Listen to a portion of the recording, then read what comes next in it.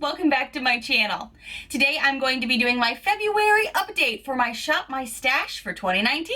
I am going to be going through all of the makeup from my Shop My Stash video I had done earlier in the month. So if you have missed the things that I have been shopping in my stash, I'm going to link that below and above. Be sure to check that out maybe before the rest of this video so you know what I'm kind of diving into. But there were some things here that I was really excited to delve into even more to see, is this stuff that I love? Is this going to be things that I thought were as good as I originally thought they were but I hadn't touched in a while?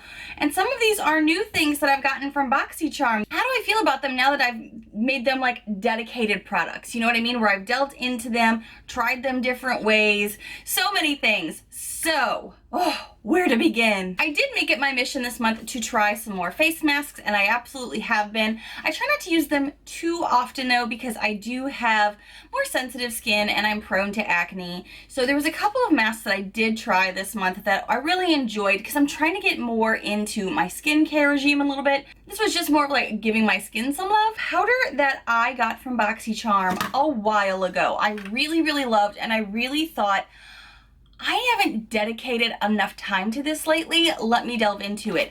It is the Bare Minerals Invisible Light Palette. I've always loved the glow. I always felt like this was just a filter for your face without trying too hard. I feel like after initial try-ons with the matte powder, I eventually just kind of like disregarded it. Obviously kept it because it was in this little duo pack, but I really only focused on the glow. So I did take this opportunity to delve into this powder more. And I'm wearing it today on my face. I've worn it throughout the month, and I don't dislike it as much as I thought I did, for the record. Now, it could be because right now it is February and I am not in the heat of the oiliness that my skin becomes when it warms up a lot, but I have had some warm days here in Florida. So I was actually kind of impressed with this last week when I was applying it with my fluffy Wet n Wild brush. Kind of just like patted it all around in here, pressed it into my skin. I've always had that issue with sunglasses that like once they rest here on my upper cheeks, it ends up rubbing my foundation. This actually kind of helped with this, but again, I'm gonna have to be continued on if I really like it later, because again, I gotta wait for it to warm up. My skin gets really oily later in the season, so stay tuned for that. I didn't reach for the glow as much as I thought I would, putting this in my rotation a little bit more. One of my favorite things to do is take the Luxie brush they gave us at one point, Boxycharm, and it is the 640 Pro Precision brush. Tap it in here and just kind of like highlight your face with it. I've always liked that, because I always felt like I could still use an actual highlighter, but this like gave my face some luminosity, some of that filter from within that didn't require a phone app. You know what I mean? I still think I like this, but it does give off a little bit more of a white cast than I remember it doing. I think I really liked this more when I would use a wet beauty sponge. And what I did, if you're curious, was kind of rub the wet beauty sponge in here, tap it off on my hand to kind of get any of that white cast or extra product off, and then really like applied it to certain parts of my face. Depending on how your face is shaped, you may like it in different spots. I like it more here and up for just like that glow. So I'm really happy with myself for trying this more and for giving the matte an opportunity to wow me a bit. Stay tuned for this one, because I wasn't sure if this was going to be something I even wanted to try again, the matte portion of it, but I surprised myself. Something else that I talked to you guys about that so many of you said, oh my gosh, that's my favorite blush from Boxycharm, and maybe your favorite blush in your own collection. It's the Laura Geller New York Baked Blush and Brighten. I have used this so many times with a big old fluffy brush that again, I have from Wet n Wild. I love to just tap my brush into it, kind of tap it off, and then just go right on the apples of my cheeks and then push it back a bit. I have used this so much this month. I don't even know if I really touched any other blushes than this. One, because of my Shop My Stash, but two, because it's so beautiful on the skin. It does also give that glow, a luminosity to your skin that kind of makes you just look like you have a healthy glow. But I just also feel like it gives enough of that pink pigmentation for a blush that doesn't overdo it. For my skin, I really like it. So I'm glad I really put this back in my rotation to be like, oh, this is going to the front part of my blush bin. Because I had been using a lot more mattes, and I like this a lot.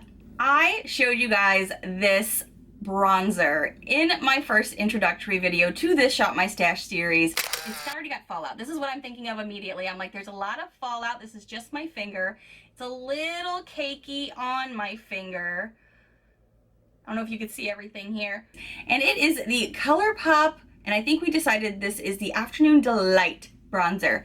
And everyone in the comments had the same reaction as me, going, is this gonna get decluttered? And I cannot lie to you, there have been moments with this that I have been like, why? Why are you in my collection? I don't understand.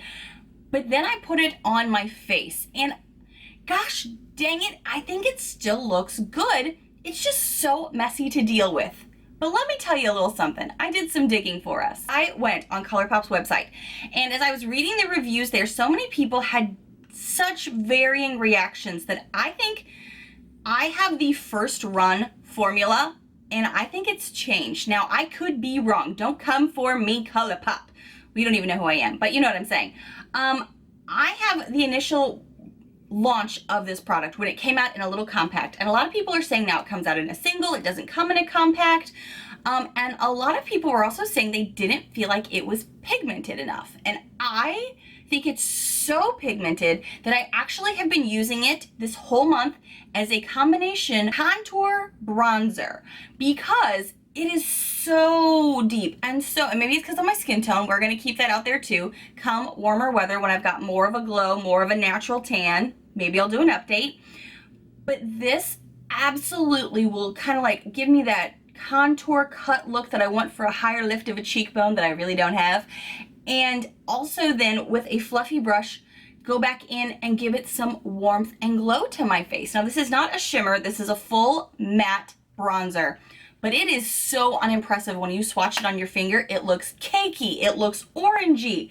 It just fell off my hand even trying to swatch it. I mean, in theory, this has a lot going wrong for it. So you're like, WTF? It's falling apart on my hand even right now with all these huge dotty crummies going on. Like, what? Like, I really thought, based on doing this in my first video, that I was going to be like, this is getting decluttered. Why do I still have it?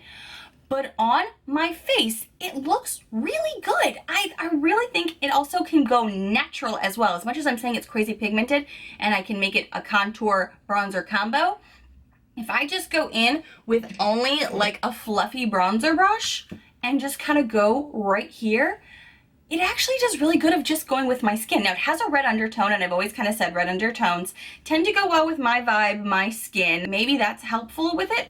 I'm going to keep this on my rotation and kind of see how it lasts with me, because, I mean, to be honest, this has been sitting in my drawer for a while, hardly touched, mostly because of the way it's swatched and the way that I would touch it, and I was like, would I like this today? Ugh, I don't think so. But on the face, it changed the game. I don't understand it. It looks cakey. It looks wrong, but on the face, why has it got to be right? I don't know. Just for funsies, and because I hadn't delved into these for a while, I pulled out my two highlighters, my Butter Bronzer highlighters from Physicians Formula. This one is in the shade Rose Gold, and this one over here is in the shade Pearl. Still love these. I loved wearing the shade Pearl on my face a lot. I also put the color Rose Gold on my face as well, but on the collarbones and on the shoulders, it is glorious. This gives that summer wet look. I know I'm going to be delving into these again this summer for those wet, natural, beachy vibes, because that's what I got every time I put these suckers on. Still love them, still think they're amazing, and if they have some new colors out this summer, I can't promise I won't be picking up another one because they're that good. Before I get into the three palettes, I'm going to talk about the mascaras, because I had zero hopes for these going in, to be honest. I thought I was going to discard these by the end of it, but I'm kind of surprised. Again, these are the Jordana mascaras that I got on a deal in December, like crazy cheap, probably like for $1, $2, something like that. This one over here is the Best Volume Extreme Volumizing Mascara.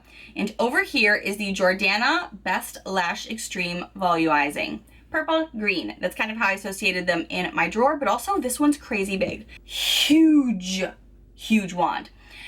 But this really provides some amazing fluffy eyelashes. I thought I would end this week, month, whatever, with saying I didn't think I was gonna like this. I've actually changed my mind about this. I'm wearing just this mascara on my upper and lower lashes today. I've done a combination of wearing this on my upper and this on my lower. I really like this on my upper because it gives those fluttery eyelash looks that you feel like you get from some beautiful Ardell fake lashes. Now looking straight on, even though I curl my lashes, I feel like they're kind of a little too straight for me at the moment. So what I would probably do is go back over with my eyelash curler and pump them up a bit. But it really grabs every individual lash and pulls it. It's not like crazy extreme. It doesn't give like an amazing false lash look, but in person, they look really nice.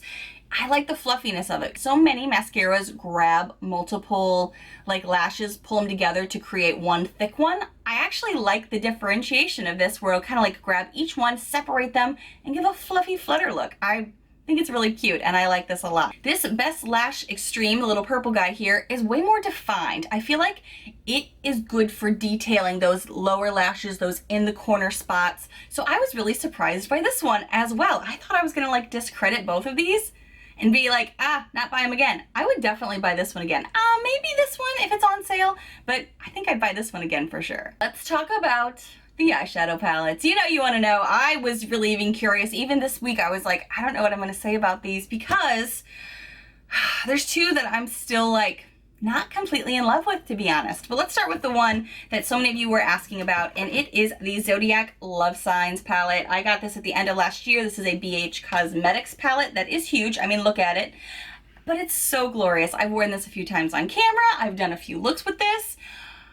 I think this does a great job of building. I think the matte shades do a great job of really layering on themselves. There is some fallout. Now keep that in mind. There is fallout with this. Any good pigmented, colorful palette sometimes has fallout. But it's nothing too crazy that I can't work with. I just love the variety of this. I love the bold shades. At one point I did a totally orange look with this and so many of you in my comments were like, I'm loving that eye look. What is it? It was the day that I was really, really delving into this palette. Again, fallout, yes, but is it great quality? I think so, especially for the price tag. Amazing. Now the other two are Boxycharm items that I was worried I was really not gonna like, and one that I was like, this is kind of boring and it's very neutral. Well, they're both kind of boring. Let's get into it. The first one I'm gonna talk about is the Violet Voss Pro eyeshadow, and I know a lot of you said you love this palette, so please don't shoot me for kind of saying it's boring. The reason I say that is because it's a lot of warm neutrals and there's not much variation with that.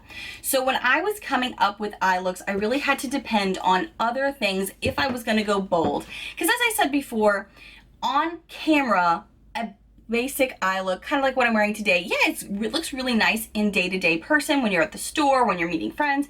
In person it looks nice, but on camera it definitely can fall flat. It doesn't look as exciting to look at. And on filming days, I always wanted to jazz up my eye looks a bit more.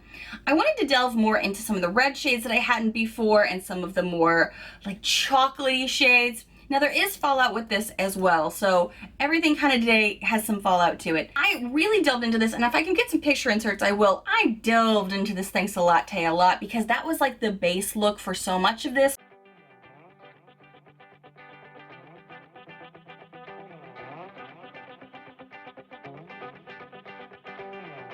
Patchy.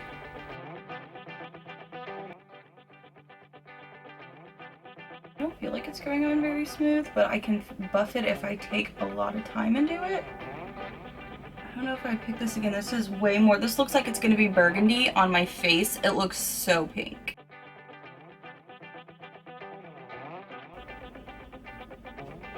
Fallout.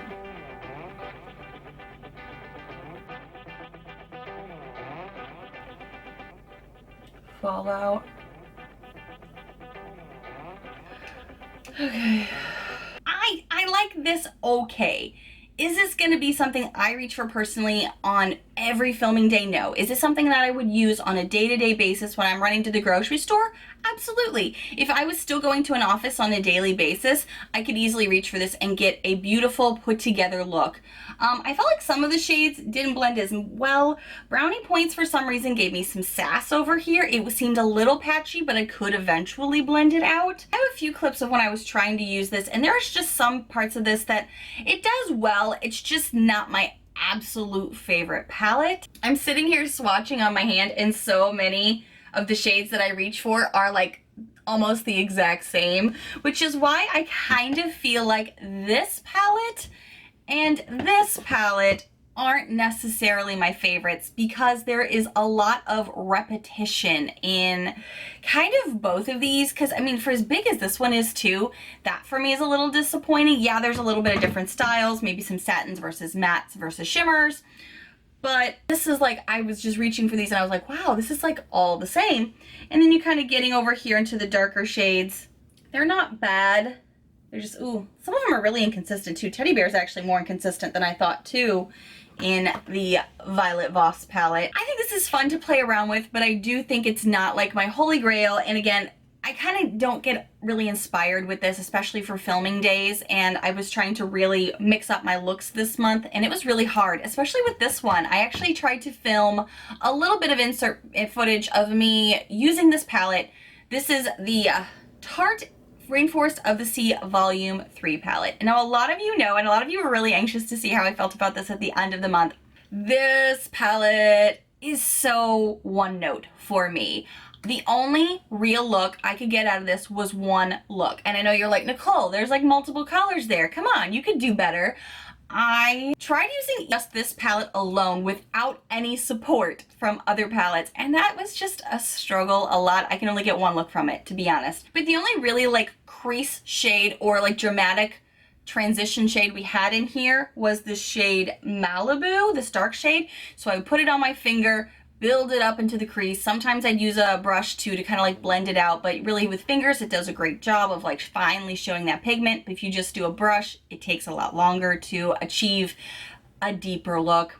And then I have tried, I think, every other pinkish, taupish, off creamish shade in here to go on my lid or to go over the top of that darker shade in my crease here, and it's just all the same look. Does it look pretty when I go out to get drinks with my husband, to dinner, to the grocery store? It does. But it's also just kind of boring. It's one note. So it's almost like you didn't need to put all these shades in it if they were all going to be the same color. You could have given me a palette of 4 shades, I guess. Give me the highlight, the deep shade, and then one of these, and we would have been good to go with that matte. But you could probably achieve a very simple look in the summer with this. And in the summer, that's really all I want. That may be when I reach for this the most. But again, I thought this was going to be a disappointing palette. I'm disappointed. I am. And if this is one of your favorite go-tos, that's awesome. I just have a hard time getting a variety of looks from this without starting to feel bored with my makeup. What's kind of aggravating is because in theory, these swatches that I just did here really quickly look different. They look pretty. They look really consistent. But it's when you're applying it to your eyes that it just kind of just falls flat a little bit. It's uninspiring for me personally. I can see why someone would love this palette, to be honest though. Because if you don't mind getting your fingers dirty, and again, you get your fingers dirty, you get your fingers in here, you build them up, it can achieve a really pretty look. It's just a little too one note for me, which I was really surprised by because these swatches look so pretty. Tell me how you feel about this palette, because I'm so curious, because this was the one I got so many comments about being like, I'm really curious to see what you think at the end of this. Because I mean, summer, I could see this being the fast, easy go-to look. Literally, you go into this gold shade Jewel over here, do a little shade Compass right here on the inner corner, and go. You don't gotta muss, you don't gotta fuss, put on some mascara, and you're done. I could see that being a great Golden Goddess look. Other than that, I mean, it's got one other look to it that I'm doing right now, and that I've been doing pretty much every time I've tried this. Guys, thank you so much for going through my Shop My Stash with me. Tell me below, because you guys see a lot of the stuff I get from Boxycharm, my drugstore makeup, some of my high-end makeup too. I've done a ton of videos on my collection in general. Is there something you want me to put in my next Shop My Stash video? Something that maybe you're hoping that I can help inspire with? I do try to insert some B-roll footage as months gone on to show you what I've been wearing, what I've been using. Tell me below, because that will help me to come up with my next video for March. Thank you so much for watching, and if you happen to be new to my crazy little channel, hi new friend, I hope you take a quick moment to hit that subscribe button down below to see all of the fun, loud, weird, unique videos I put out every single week. Bye friends!